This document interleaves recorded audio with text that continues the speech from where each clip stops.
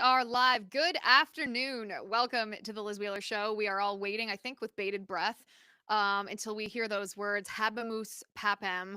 But until we do, the Papal conclave at the Vatican is happening right now. Until we do, we're going to talk about something totally unrelated, completely unrelated. In fact, investigative journalist Laura Loomer, as promised, is joining us on the show today. She'll be here in just a moment to talk about the Epstein files. She and I might agree on this. We might disagree on this. I don't know. We'll have to wait and see. We're also going to talk about her bombshell reports that, and I think this might be the understatement of the year, have shaken up staffing at the White House. And I'm going to ask her who's next on her vetting list. Very excited to talk to her. I know a lot of you guys are as well. So we'll bring her on here live in just a moment.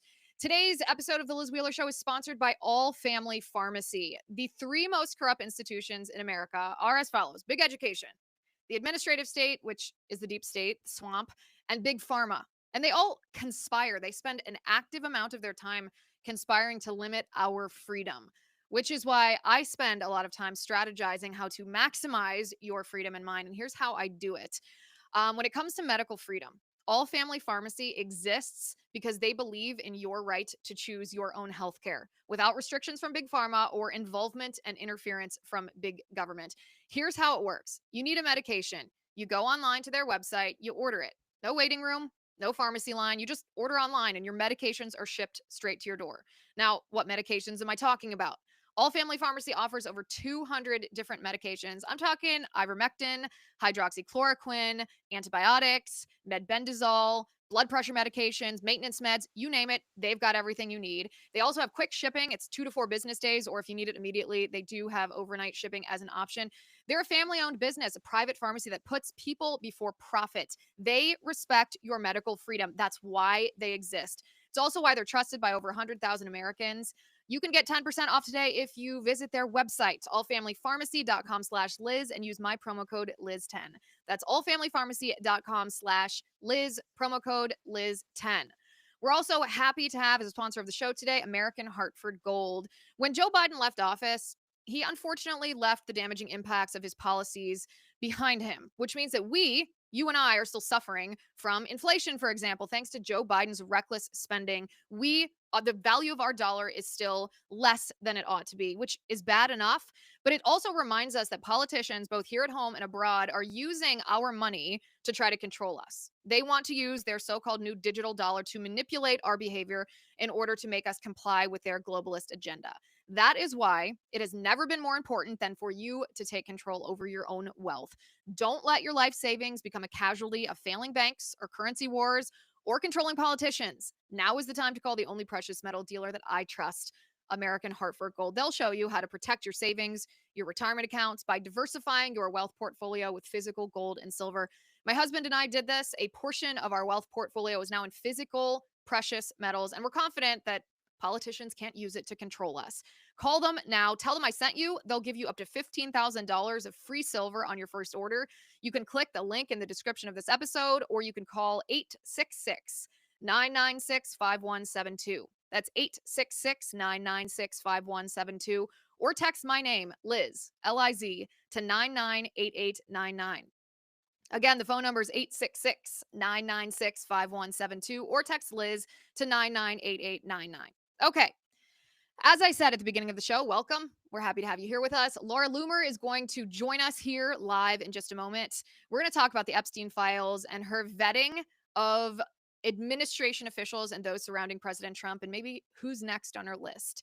But a little context for what we're going to start talking about, or we're going to start the show talking about the Epstein files. About a week ago, we were told by the administration, Press Secretary Caroline Leavitt, that the White House has no specific timeline for the release of the additional Epstein files. You can take a listen to this here. From the DOJ or the FBI on when those files are expected to be released, and also when we might start seeing some arrests of the client list. Sure. I can assure you that the Attorney General and her team at the Department of Justice are working on this diligently. For a specific timeline, I'd have to check in with them, and we can certainly do that for you, Rogan, in the effort of transparency. But I will tell you, the Attorney General is a bulldog. She is someone you want on your team, and when she wants to get something done, she gets it done. I've seen her do it in various instances already in her time as Attorney General, and when she makes a promise, she keeps it. So I think I don't have a specific timeline on you for that, but I do know that they're working on it over there. Thank you. Sure. Okay, we'll get to Pam Bondi in just a moment here. The person asking that question was Rogan O'Handley, known as DC Drano Online. He was there at the White House for the Epstein binder debacle. I was also there. We'll get to that in a moment too.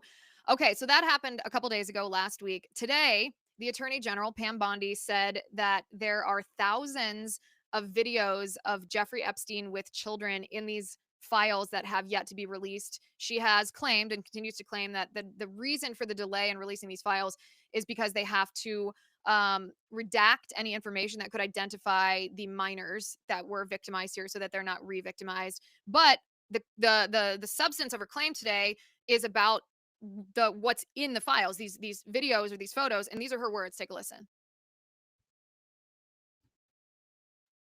James Comer said yesterday that all the Epstein files are missing. Can you confirm the status of them? We still haven't heard from you. No, the FBI, yeah, the FBI, they're reviewing, there are tens of thousands of videos of Epstein with children or child porn. And there are hundreds of victims. And no one victim will ever get released. It's just the volume, and that's what they're going through right now. The FBI is diligently going through that. I haven't seen that statement, but I'll call him later and find out. Okay, so that's something we hadn't heard before. She said that there are videos of Epstein with children or with child pornography. That's a new piece of information. So all of this, by the way, the context of all of this comes 2 months, almost 3 months after the binder debacle that happened at the White House. And what happened that day, a brief summary for those who have not been following along. A brief summary is that day at the White House, there were a bunch of new media personalities. I was included in this group who were invited to the White House for a press event. We were told at this event that we in the new media would be replacing the mainstream media as the primary reporting mechanism on the White House. Access to cabinet secretaries, exclusives, that would be going through new media personalities now, reporters, journalists, independent people, versus the corporate media who obviously lies and smears the Trump administration because they are ideologically opposed to him. That was the point of that visit at the White House. And so we went through a series of meetings with top level Trump administration officials, and we talked with them, we asked them questions.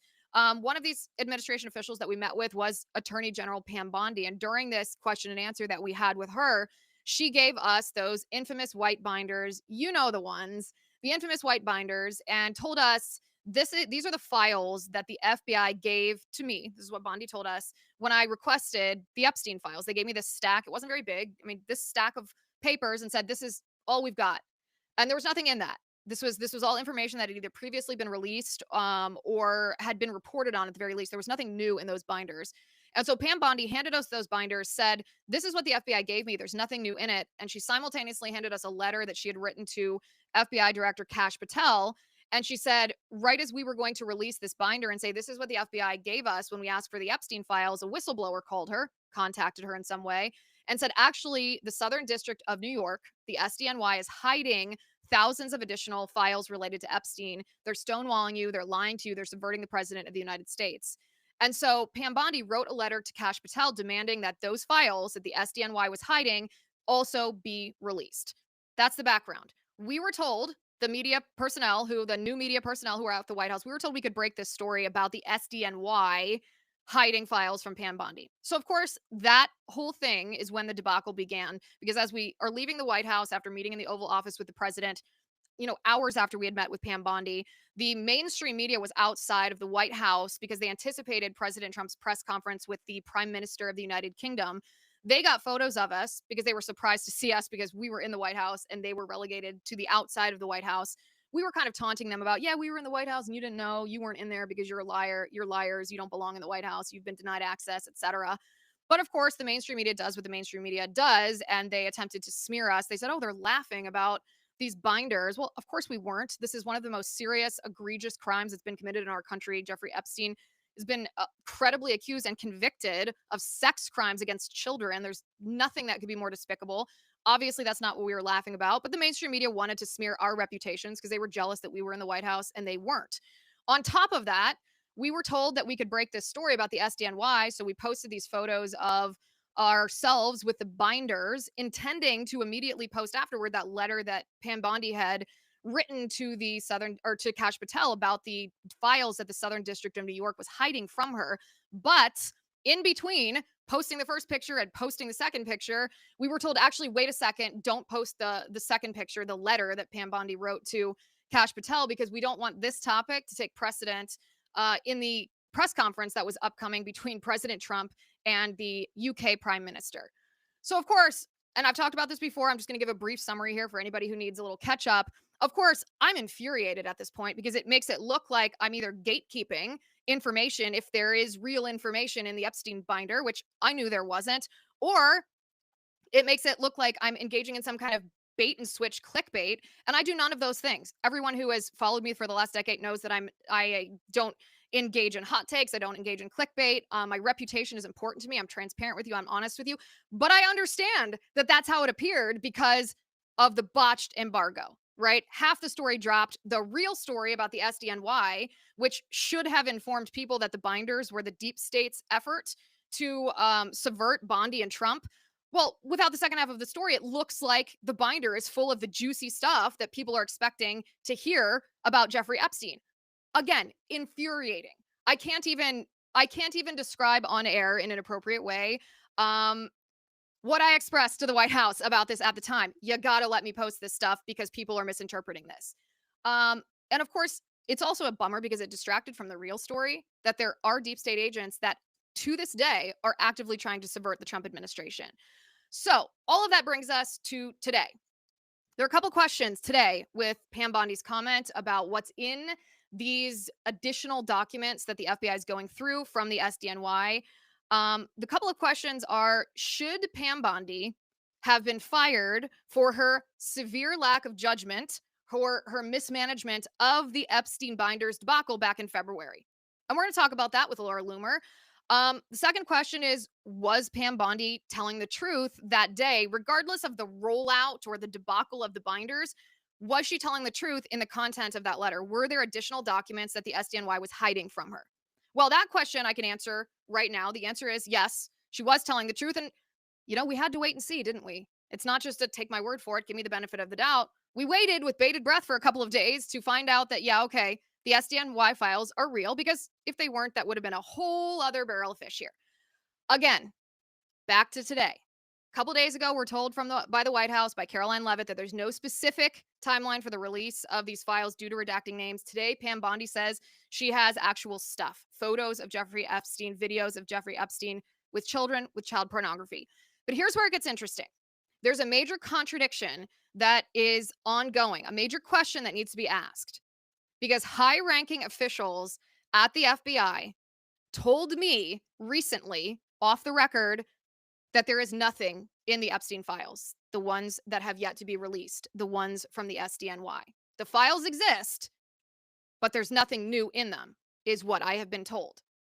Now, first of all, I don't know what this means. What do you mean when you say nothing? Do you mean that there's nothing new that hasn't already been reported? Do you mean that there's no evidence of any crimes? Does it mean that there's no evidence of crimes committed by anyone other than Jeffrey Epstein or Ghislaine Maxwell? I don't know what that means I don't know what the phrase "there's nothing in the Epstein files" means. The FBI, of course, is scouring them multiple times. I've been told that they're scouring them for a third time, not just to redact the names of the victims, but to make sure they didn't miss anything.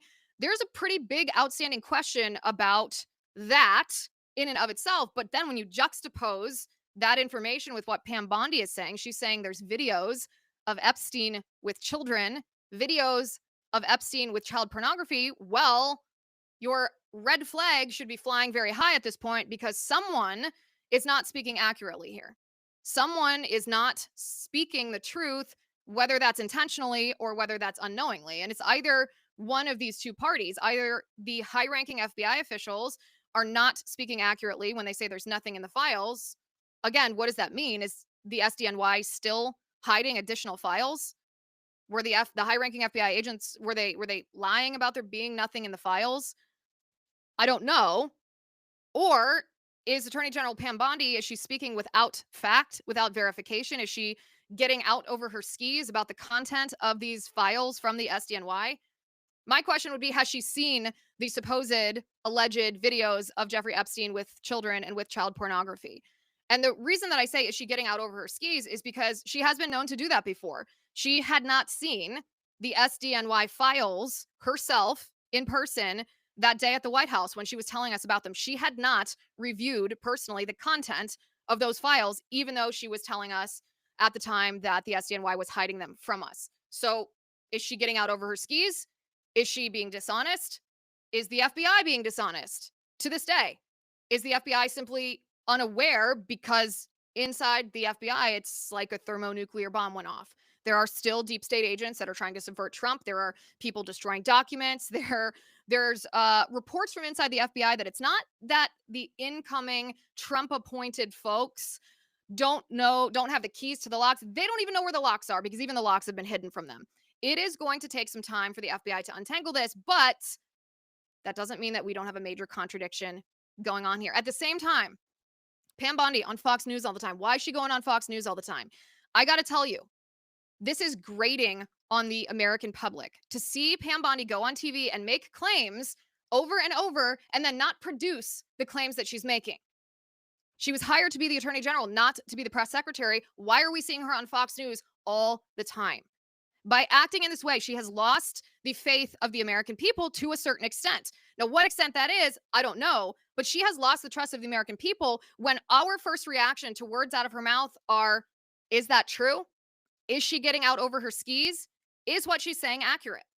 Because of the same reason, she's made a lot of claims and she hasn't produced. On the other hand, she has been vindicated on the existence of her original claim, the existence of those SDNY documents that she wrote the letter to Kash Patel about that very first day in the White House. So then we have to ask, in this whole Epstein conspiracy, was it more than just Jeffrey Epstein who was committing crimes against children? Was there a client list, or was this investigation by the FBI just investigating Epstein? I don't know the answer to that. The next question is, are we going to be disappointed when those Epstein files are released? Well, my prediction is probably yes. Regardless of what the content of the crime is, regardless of who's involved, we're not going to get a whodunit from the FBI, just like we didn't with the JFK files, because the FBI, don't conflate the FBI being sinister with the FBI being competent. You can be sinister, but the FBI agents put on their pants one leg at a time, just like you do. They're no more organized than any office place that you or I have ever worked. Even the most type A project manager doesn't write a thorough whodunit right before they're fired on the way out the door, especially if it implicates them. So all this being said, my take at this point is everyone involved here wants a binary. They want me to either go scorched earth on Pam Bondi or to defend her and to prove that she's been vindicated. And my take is that life isn't that neat and tidy. What standards are we using to call for her firing? I'm not ideologically tied to either one of those two positions. If you convince me that Pam Bondi should be fired, okay. If she deserves to be fired, I'll call for it. If she's been vindicated, I'll also acknowledge that. But what standards are we using to call for her firing? Obviously, she mishandled the Epstein stuff. She continues to lose trust by going on Fox News and not delivering on all these claims she's making. I say on this show all the time, actions speak louder than words do. Her words are America first. Her words are that she's serving the president. Is she? Is she competent? Well, no doubt that she displayed a severe lack of judgment around the Epstein files, but is she competent overall? Was this an unforced error, or was it an indication that she's either corrupt, not committed to the Trump agenda, or incompetent? Well, that's what we're going to talk to Laura Loomer about. We're going to bring her on. Investigative journalist Laura Loomer has strong opinions on this. We might agree on this. We might not. I'm excited to have her on the show. Laura, good to see you. Thanks for having me. All right, Laura, give me your take on this. Well, look, I've never been a fan of Pam Blondie. I call her Pam Blondie because she acts like a blondie. And I've been very critical of Pam Blondie since she became the Attorney General. And I'm, grateful for the invitation to come on your show. But I know that I think you and I exchanged a few spars on X in the aftermath of Bindergate, because I was just so outraged by all of these influencers who were given these binders. And especially given the fact that there were no Epstein files. So I just want to say that I'm grateful that you invited me on, but I'm also grateful that you now realize that you guys were used as props and that you have come to the same realization that I realized the day that you were invited to the White House, and that this almost seemed kind of like a state media operation, like a propaganda campaign by the Trump White House with Pam Bondi to try to, almost do PR for herself, because she gave you guys these binders. And as just laid out, you came to realize that there was nothing inside these binders. There were no new documents. In fact, it was quite embarrassing. She said that when she handed them to us. It was quite embarrassing for Pam Bondi, because the documents that she released were more heavily redacted than the Epstein files that have already been released online. So they were just more heavily redacted versions of the already released documents that have been released Right. in document troves over the last several years, right? So they tried to make it look like these were new releases when you could actually just go look online yourself. How do I know this? Because Haya, Libs of TikTok, sent me a scanned copy of everything that was inside the binder when this happened, because I wanted to see what was in the binder. And if you do a keyword search, you can clearly see that the documents are just copies of documents that were released years ago, over the last 5 years. And so, we've caught Pam Bondi in multiple lies, as you said. First, she tried to say that, upon becoming attorney general, it was going to be a day one release.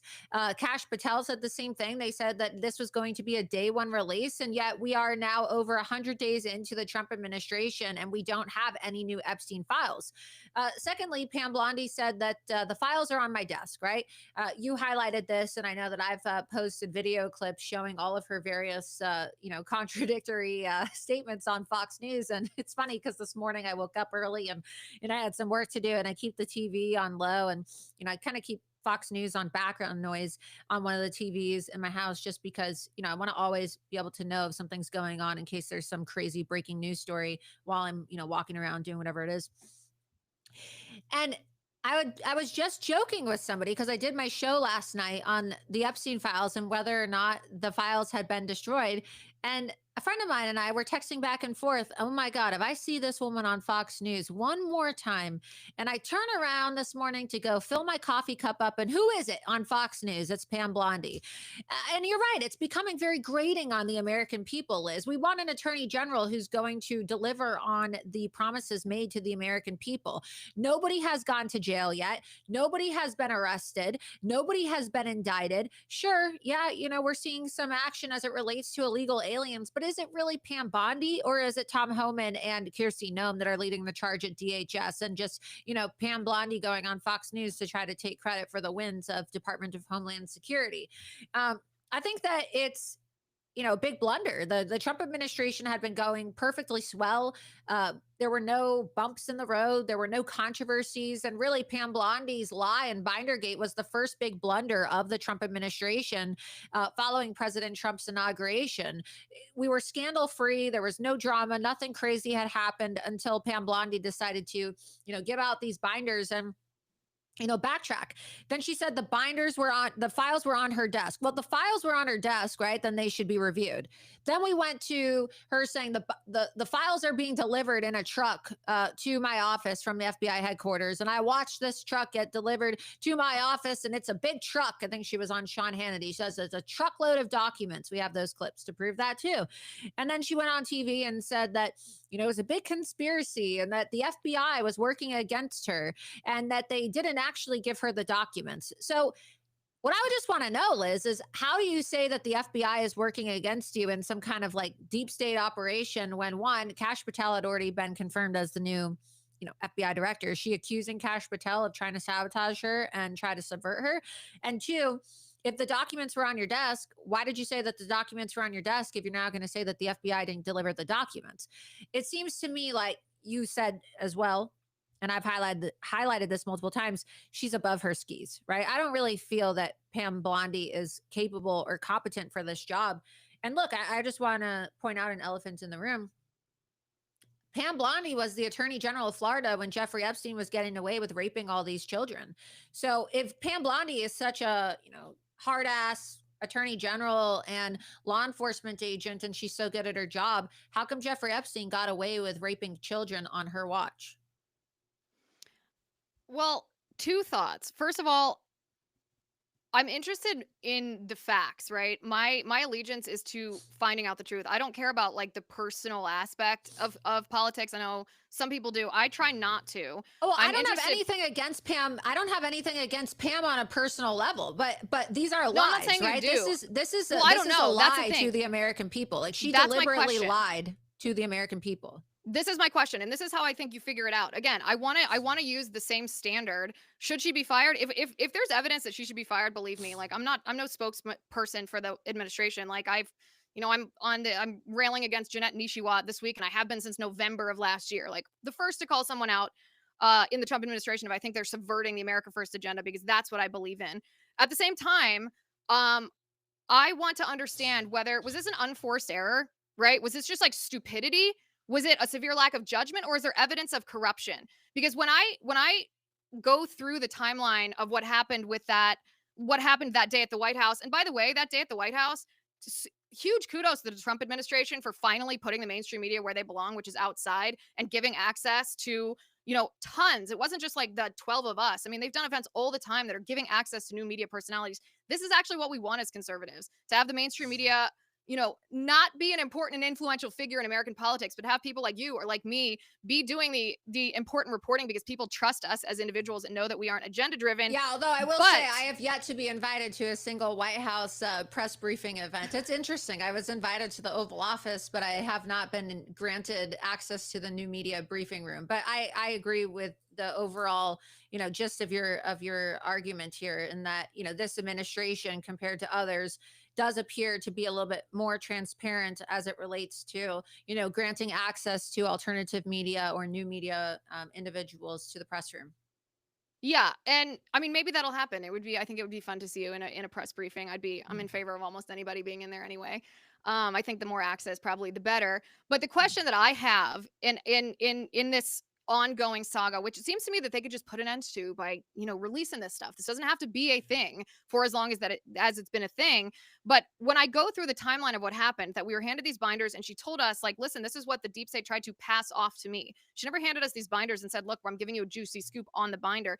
This is what they tried to pass off to me. They're subverting. We'll have these documents. Is that to you evidence that there's corruption? Because to me, that's evidence of like getting out over your skis and making a stupid choice. Like you should have waited and gone to the Southern District of New York and looked at those files and redacted them before you ever said anything to the American people. And the botched embargo thing, like very elementary communications level mistake. I don't know who made that call. Obviously, huge mistake that cost the Trump administration a lot of goodwill with the American people. Like I said, no one was angrier about that than I was. And the Trump administration behind the scenes knew how I felt about that. But is that evidence to you that Pam Blondie should be fired? Or is that one of those things that's like, okay, well, she's doing good at every other aspect, so yeah, that's a lose for her. But we don't necessarily want to fire someone for one loss unless it's evidence that it's a net negative to the administration or that it's corruption. I think that over time, we're going to see just how scandalous this lack of information surrounding the Epstein file case is, and it's going to probably reflect even worse on Pam Blondie. I wouldn't even be surprised if we have some developments this week or in the next week regarding some investigations coming out or information coming out as it relates to these files in some nature.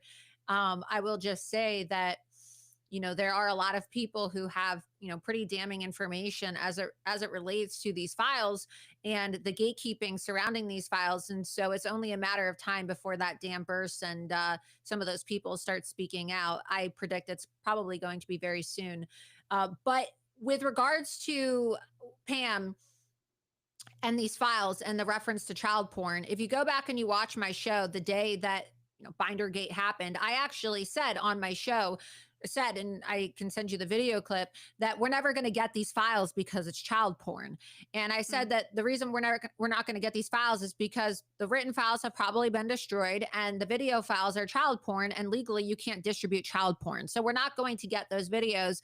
And how do I know that these videos exist? Well, it's been known that these child pornographic videos exist, and many of, if not most of, the Epstein files are blackmail tapes of the client lists having sex with children. This is something also that my friend Roger Stone has documented extensively in his book, The Clintons' War on Women, which he published years ago, talking about how most of the Epstein files are actually in video format and they're child pornography. So that's why I don't think we're ever going to get these files. And so I don't think that she's making that part up about the files being pornographic in nature, because that has been reported in the past. And there are a lot of people that dismiss that, but it's true. There are vaults of tapes, these videotapes, surveillance tapes, because prosecutors said that when they raided Jeffrey Epstein's properties and his estates, they found the whole place wired with cameras, baby monitor cameras, and all types of cameras that were used for the purpose of spying on people and recording them in the act. And so I imagine that, you know, there's hours and hours and hours of child pornography. That's illegal to distribute, regardless of whether you redact things. You can't produce those videos, so we are never going to see those. And I don't think anybody wants to watch child porn. That being said, I'm concerned about the comments that were made yesterday on Benny Johnson's show by James Comer on the House Oversight Committee, and that the files probably don't exist, because he said if Pam Blondy actually had the files, she would have released the files, and that he thinks that the FBI either, you know, discarded of the evidence or shredded or even burned some of the files. So that is something that I think warrants an investigation. That's just, you know, a pretty damning claim made by a member of Congress. And I noticed that Pam got very flustered when those comments were made. But maybe that's what this crisis really just boils down to, is that Pam was above her skis and made these statements prematurely. And now she's kind of, grappling with how she relates to the American people, that will never be getting these files, because the ones that are able to be distributed can't be distributed because they're child pornography. And the ones that would have otherwise been able to be distributed have either been shredded or burned, as James Comer alluded to. Yeah, I have sources inside the FBI who have told me that it's not just the Epstein files, that there's active destruction of files and evidence that would, of course, implicate the FBI and other Democrats. That's happening on an ongoing basis. They're still understaffed, even though the leadership is sound. They're still understaffed. I don't doubt any of that. I don't disagree with you either that we're not going to see anything in these files, because I think people overestimate the competence of the FBI when we're analyzing whether they're sinister or not. They're not going to just write a whodunit and give it to us, just like they didn't with JFK. And so I don't think we're going to see very much of what's in those files. Again, I'm not sure that Pam Bondi has actually lied so much as she's made claims and then hasn't substantiated them. And so it's sort of a ... for me. Like, okay, is it going to be proven a lie, or is it going to be proven a bad PR months now? I don't know. I don't know the answer to that. I wish it was more black and white than that. You mentioned before that you were invited to the Oval Office. I think everyone in the country was interested in your visit because you brought with you some documents about the backgrounds of some very powerful people associated with the Trump administration on the National Security Council. Can you tell us about this meeting? You were very successful there.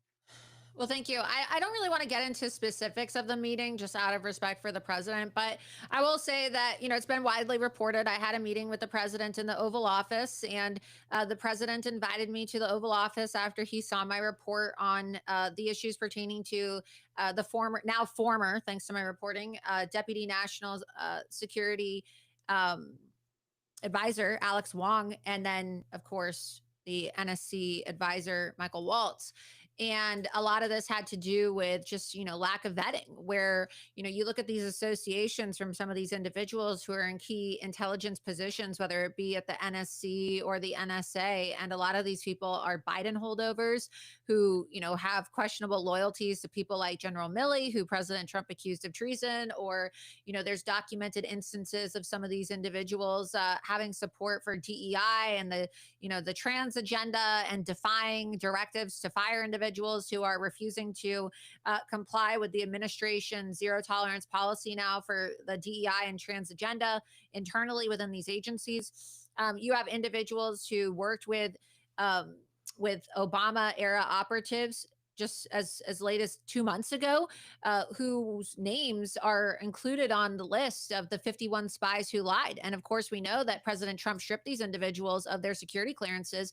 And so, why then are individuals who are working in a very close capacity with these people who have now lost their security clearance being promoted within the administration or given positions with very close proximity to President Trump and our intelligence agencies? So it's things like that that I suppose prompted the president, upon review of the information that was given to him, to fire a large amount of people at NSC and NSA, including the directors. And so we now have seen a month later that Alex Wong has been relieved of his duties, and Michael Waltz has essentially been exiled to Siberia. I mean, that's what I would call it. I mean, the UN ambassador position, nobody really cares about that position. I think that Elise Stefanik would have been good in that position. But I think that, looking back, it probably would have been more wise for President Trump to keep Michael Waltz in Congress and let him keep his congressional seat, as opposed to polling so many members of Congress for these cabinet positions when we already have such a thin majority in the House. And I think that, due to Republicans and their, just refusal to carry out a win, to maintain a win, their refusal to codify the president's agenda and to actually support the MAGA base, we are really at risk of losing the House majority. And of course, this would then completely incapacitate the last 2 years of President Donald Trump's administration if we had a hostile Democrat-controlled House that would just be launching impeachment inquiries and investigations and abusing their positions on the Judiciary Committee or the Oversight Committee, abusing their subpoena power to just simply harass Donald Trump, which is exactly what we saw in the first term after Republicans, in my opinion, deliberately lost the House so that they could sabotage Donald Trump. This is really their last chance to sabotage him. Look, he survived 2 impeachments. He survived multiple assassination attempts. He survived indictments. He survived arrests.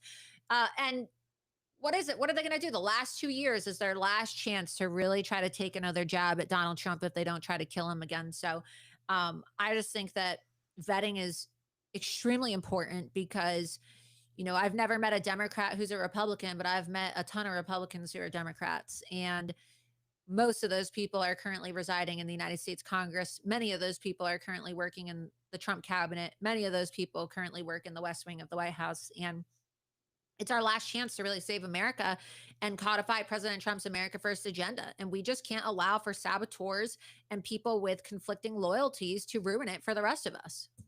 Was President Trump surprised when you brought that information? Had he never seen that before? Yeah, he had never seen this information, which again brings into question the lack of vetting that is being done. I mean, they say that there's vetting. I don't really see it. I don't know what their parameters are for vetting, but clearly it is deficient, insufficient, and negligent, because it puts the president at risk. It puts the president at risk is some of the things that I've uncovered. And look, you even brought up Janette Nesheiwat, who is the sister-in-law of Michael Waltz. You brought that up and you said that you've been railing against her. I put out a report against her this week too. And, I figured that, this conversation was not going to be able to be had until Michael Waltz was out of the administration, but her confirmation hearing is set for tomorrow. Right. And this is a woman who, is now being accused of lying about where she went to medical school. She's embroiled in active litigation as it relates to malpractice lawsuits. So I think that a lot of people were simply appointed because they expressed, compliments and flatteries towards Donald Trump. The president, even though he's a brilliant, businessman, brilliant political mind, a brilliant business mind, he has a serious shortcoming. And I would even say a deficiency in the Department of Personnel Judgment. And nobody's perfect. I mean, look, I love Donald Trump. I would take a bullet for him. I'm a Trump loyalist, but your most loyal people are the people that are willing to, a true friend is somebody who's willing to look you in the eyes and tell you what's wrong. And I think that the president, Donald Trump, needs people around him who are willing to be honest about the lack of oversight as it relates to the personnel. This is what crippled his first administration. And I believe that it has the potential to cripple it again if we're not careful. And that's all I'm trying to do, is really just try to use my experience and my skill set as an investigative journalist and opposition researcher to provide some backup, identify the deficiencies in the vetting department, and help protect the president from saboteurs and people who wish to infiltrate his administration to sabotage the America First agenda. Yeah, it's I mean, you can call it constructive criticism, you can call it a helpful service, but it actually helps the president sharpen his agenda because these people want to subvert him. We talk about that all the time when we're exposing different you could say deficiencies, but different personnel issues.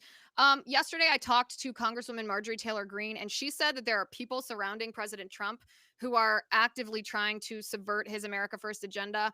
I asked her who that is. I asked her for names. She did not give me a single name. Let me ask you. I think you'll be more upfront about that. Who's next here on your who's next? Well, look, I put out a report, I believe just yesterday or the day before that, actually, of individuals within HHS. We were told that if RFK, and these Democrats were going to be invited into the administration, that they were going to have to, quote unquote, stay in their lane, as President Trump said. What does that mean, to stay in your lane? He said that they should just be focused on public health policy and not be bringing their Marxist views towards climate change into the administration.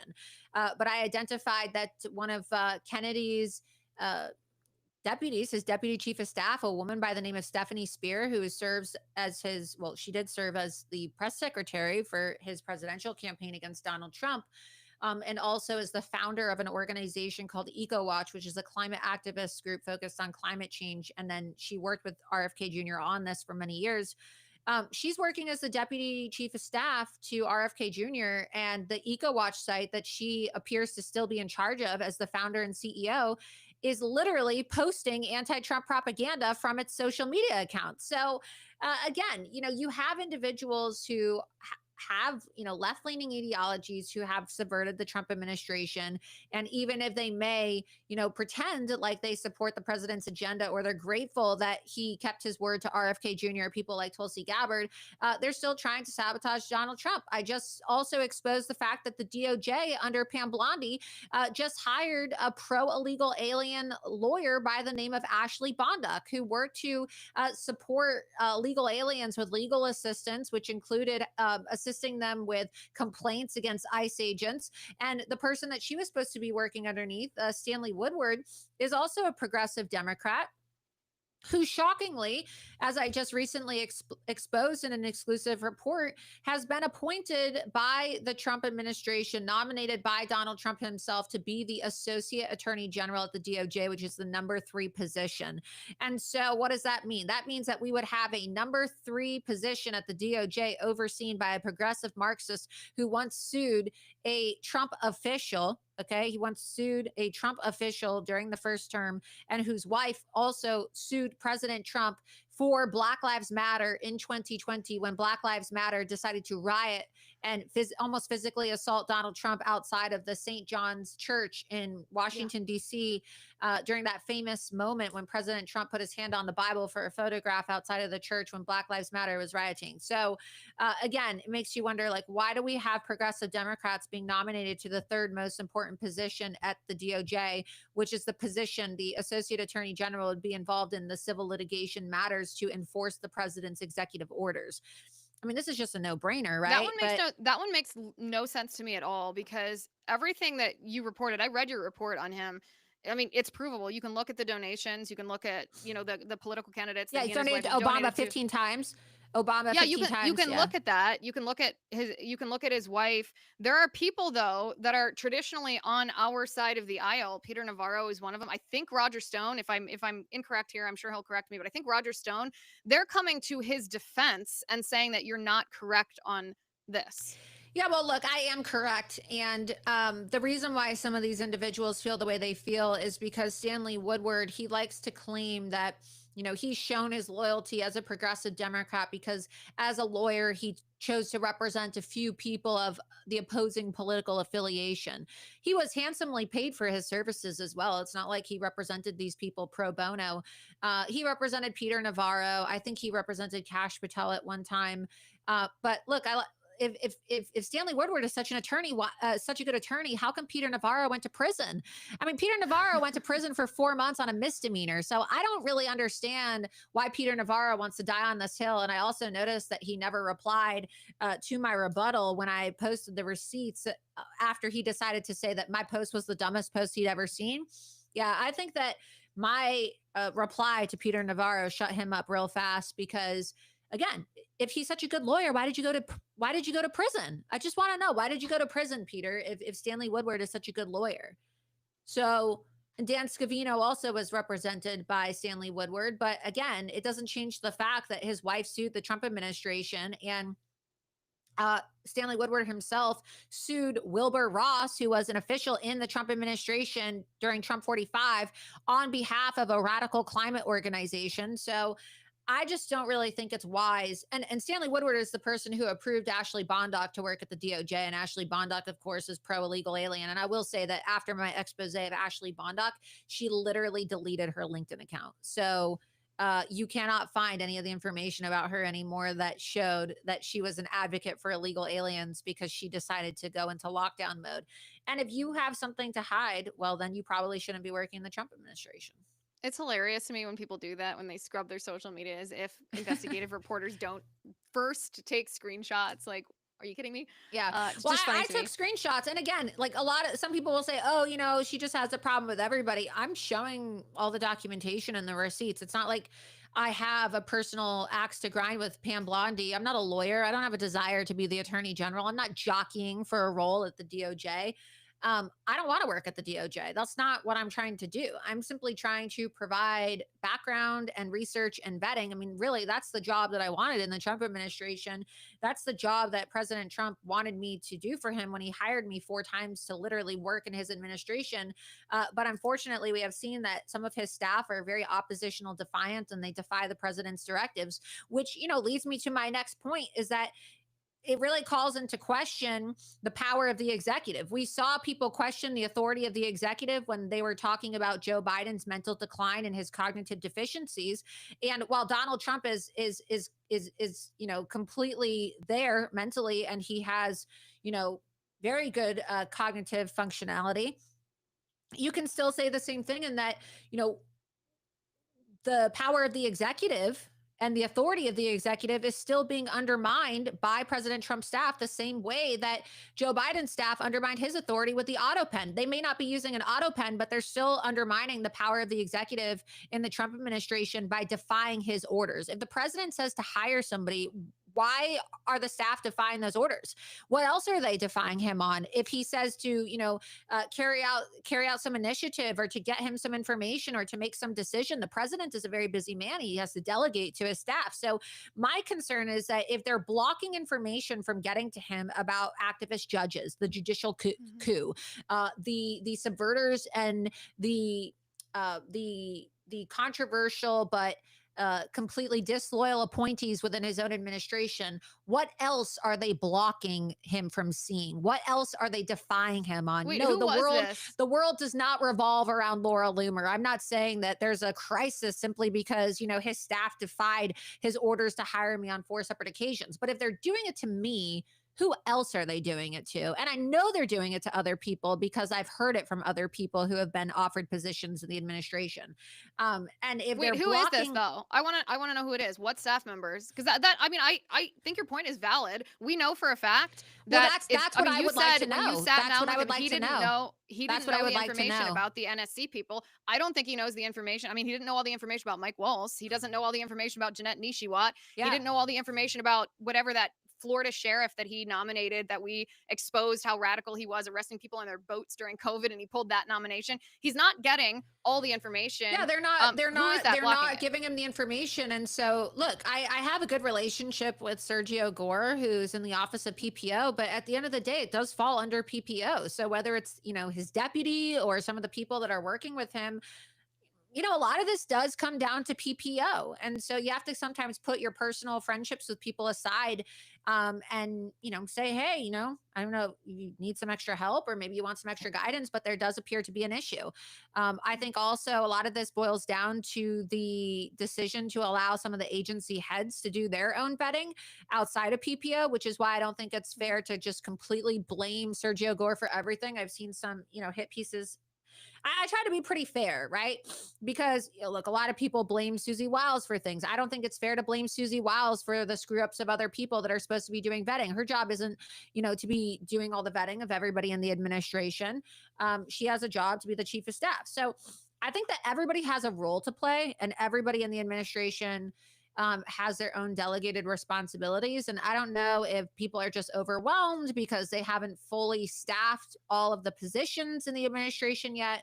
But it's clear that information is being blocked. I mean, look, there's clearly bad actors in the press shop. I'm not saying that Caroline Levitt is a bad actor, but how is it that there are, very loyal personalities and reporters and people who have supported the president's agenda who are being completely ignored when they request press access, right? So there's clearly, something going on in the administration where some people, for some reason, I don't know what the reason is, either want to block information because of who the information is coming from, or they want to block information because their own personal agendas conflict with the information that should be delivered to the president. Yeah, I find this to be fascinating because you can look at agencies narrowly and say, well, in the FBI, there's a war going on, right? Between those who want to weaponize the federal government against conservatives and those who want to use the FBI for the justice that it's supposed to be used for. You can look at the Department of Defense and say, well, there's the neocons versus the America First. You can look at it narrowly, but it's actually bigger than that. It's not just in specific agencies and in narrow questions. It's a larger power struggle, and it's not just jockeying for positions. It's oftentimes ideological, and it is a service to the president to get him that information. And I think he understands that. I do think he understands that. He has a unique ability to both be in command, but also to listen when people tell him something, and to take that into account and to use it to inform his and that's what I decisions. love about President Trump is that, look, I don't work in the White House. I'm not a big mega donor, right? I'm not some elected official, but the president is gracious enough to take information. And look, he said this on Air Force One when they were like, oh, why did you fire people based off of what Laura Loomer gave you? He's like, look, Laura's a patriot, and she's somebody who's been in the party for a long time. She knows a lot of people. She knows a lot about the structure, and she sometimes gives me suggestions, and sometimes I listen.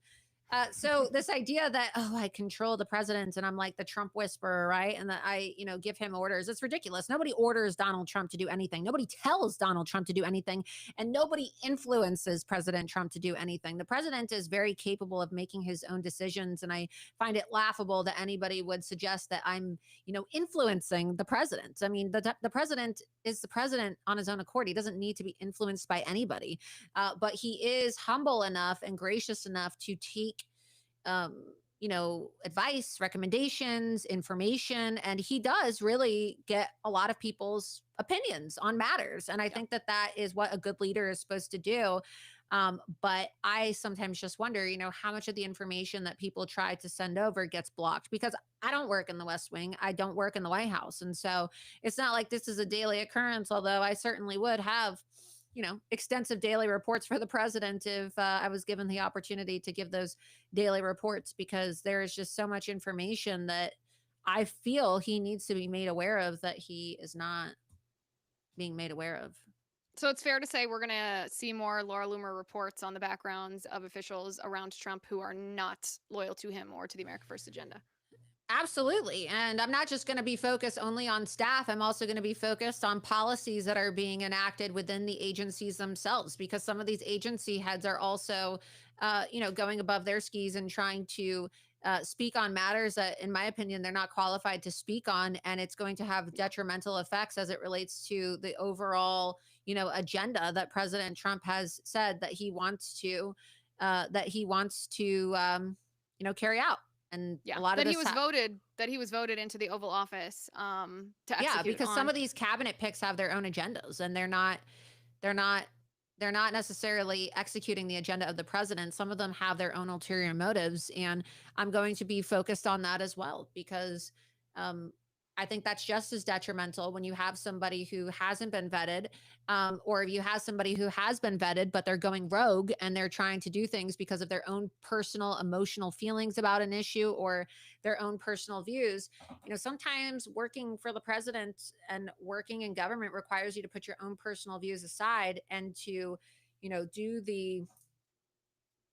do the bidding of the person that you're working for. It doesn't mean that you're compromising your values, but if you are not able to, do your job and fulfill the president's agenda, and you're not able to separate your own friendships, like, okay, you want to be friends with progressive Democrat Stanley Woodward, I don't really give a damn, I don't care, whatever. I just, when you start to hinder the president's own agenda or allow for saboteurs to slip through the cracks because of your own friendships, that's where it becomes a serious liability and a problem.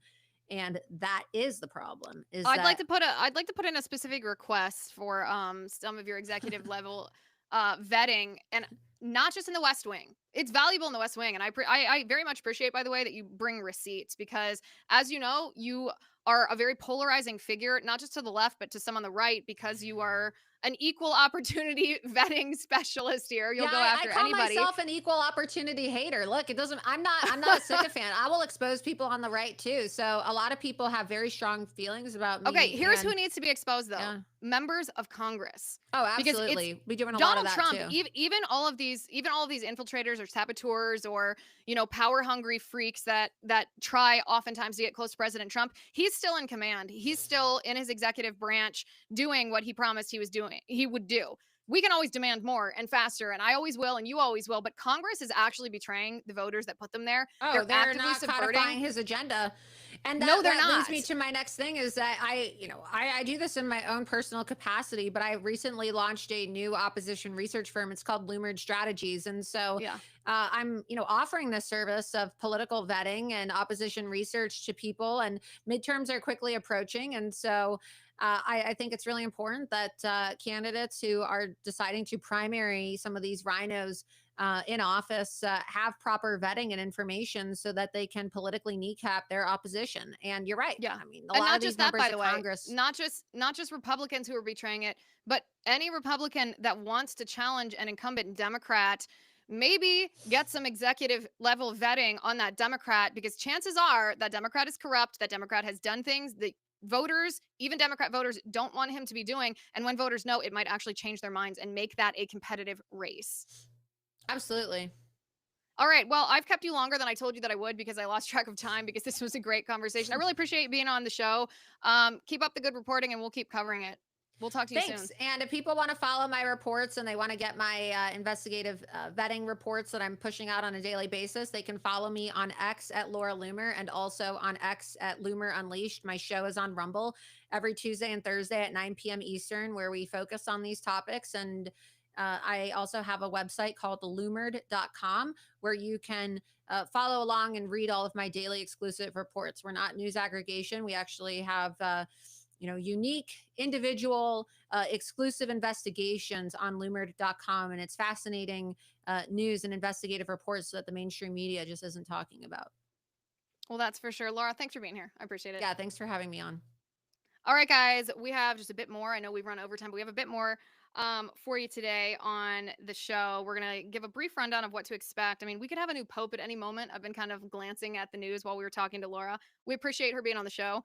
We'll talk about what to expect with the Pope in just a second. I do want to mention one of the sponsors for today's show, and that is Preborn. I'm proud to partner with Preborn because their mission is so important to me. I describe myself the first when I first dipped my toes into politics, it was to be a pro-life activist. It was because I recognized that a human life begins at the moment of conception. That human life is made in the image of God and thus deserves not only the dignity, but the legal protection for his or her right to life, the same as you or as me. But of course, we have abortion in our country. It's the genocide of the generation. If you actually stop and try to conceptualize how many unborn babies are being killed simply because they are inconvenient or because someone thinks they're inconvenient, it'll turn your stomach. That's why I partner with Preborn, because Preborn's network of clinics exists exclusively to offer love and life and support to pregnant mothers who are feeling scared and alone and are being pressured to make the ultimate choice that will not only sacrifice the life of their preborn baby, but take a piece of their own heart too, causing lifelong trauma and damage. When a distressed mother comes to preborn, she's welcomed with open arms. She's offered a free ultrasound to hear and see the precious life inside her. And you know what? When a mother sees the picture of her unborn child on that ultrasound screen, more likely than not, the majority of the time, in fact, she will choose life for that child. This month of May, can you help us bring life to both babies and mothers? The goal of the Liz Wheeler Show is to sponsor ultrasounds for every single day of this month. One ultrasound is just $28. 5 ultrasounds are $140. Every penny goes towards loving these mothers and their babies well. I want to hear from you once you've made your pledge. Will you join us? Simply dial pound 250, say the keyword baby. That's pound 250, keyword baby, or visit preborn.com/Liz. That's preborn.com/Liz. All right. Do we have a pope yet? I don't think we have a pope yet. I have not seen any kind. I assume all the news, all the push notifications and everything would be blowing up if we have a pope. We do know the conclave is voting right now. They I believe, and Spencer, you can correct me, they have entered the Sistine Chapel. The Sistine Chapel is where the College of Cardinals, who are high-ranking officials in the Catholic Church, most of them, bishops, archbishops, where they go to cast their ballot for the new pope. They take this oath of absolute secrecy, so we only kind of know what happens once they go into the Sistine Chapel. They've spent today, since this conclave began, they've spent the day in prayer. They offered mass, and now they are in the Sistine Chapel, I believe, and they're going to be casting their ballots. The way that it works is it's done by secret ballot. You write your vote on a piece of paper, you then fold it twice. These cardinals march up in a single file to the front of the Sistine Chapel, to the altar where their votes are deposited in a chalice. Those votes are then read out loud. And in order for a cardinal, because they vote from among their own ranks, in order for a cardinal to be elected pope, that cardinal has to secure 2/3 of the vote. So oftentimes there's many rounds of voting. They do 4 rounds of voting each day before they recess for the day. Yes, my producer Spencer confirms they are in the Sistine Chapel right now. We have no news of a new pope yet. Of course, the drama of the thing is every time a round of ballots is cast, if there is not a 2/3 majority for a candidate, if there's not a new pope, they burn those ballots with a chemical that causes black smoke. So we'll know when they've cast their ballots and those votes have been counted and there's no new pope if we see from the Sistine Chapel black smoke come out of the chimney.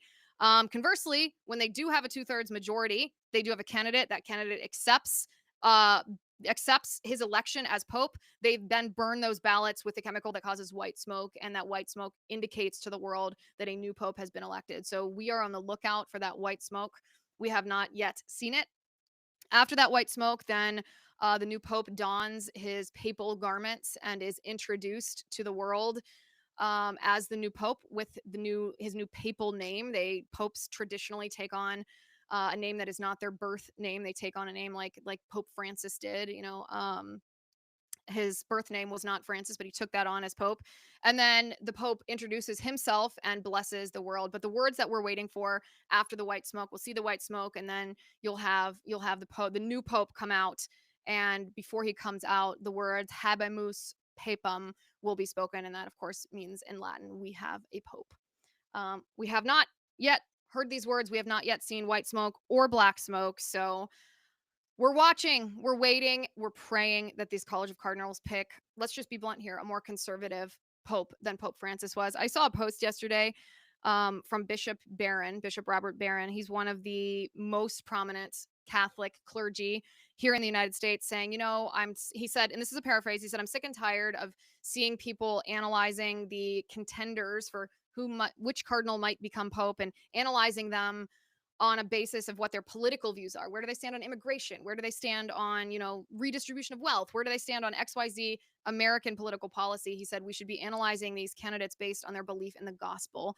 And he's correct, obviously, in the sense that the leader of the Catholic Church, the chair of St. Peter, the vicar of Christ, should be a true believer in the gospel. That goes, I think, without saying.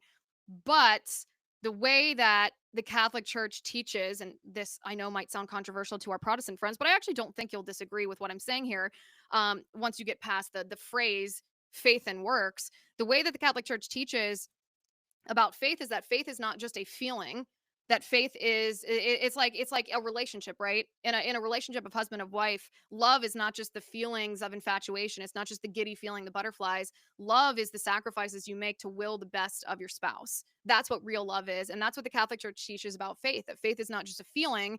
Faith is the action. So it's not that your merit somehow earns you a position. It's that your works are the evidence of your faith. And I think and I'm speaking for myself here, I think this is true for a lot of people though, when we as Catholics, specifically as Americans, when we ask the question about these cardinals, well, where does he stand on open borders? Where does he stand on the issue of the transgender ideology? Where does he stand on capitalism? Where does he stand on abortion? Where does he stand on contraception? Where does he stand on marriage? Where does he stand on homosexuality? Where does he stand on many of these, yes, culturally hot button topics that the Catholic Church doctrinally is very sound on? We are analyzing him not because politics is the most important thing to us, but because your political views are the works to your faith. They are an example of whether you truly are following or whether you truly have belief in Christ. Because if you have belief in Jesus Christ, if you believe in God Almighty, you believe in the Trinity, the Father, Son, and Holy Spirit, you believe in the reality that Jesus Christ died on the cross so that you can live in full communion for all eternity with him in heaven. If you believe, if you become on earth a servant of him, then you don't allow abortion. You don't obfuscate the reality of gender, man and woman. You don't allow, you're not soft on border security, because those things are, I mean, we oftentimes talk on the show and call them anti-humanity, but what is humanity but made in the image of Christ? And so to love our fellow countrymen doesn't mean that we have to know them as individuals. We just know them as brothers and sisters in Christ. We will the best for them through political policies. And so it is actually a useful tactic for determining whether someone's theology is sound. If you are not a PhD level theologian yourself, if you have a hard time parsing through, books and books and books written by religious academics, you can see the fruit of their faith in their politics. That is, of course, my opinion on the matter. So I'm hoping for a more conservative pope, both theologically but also politically, because of the reasons that I just enumerated here. But we have not yet had any evidence that even the first ballot has been cast, because we haven't seen black or white smoke as of yet.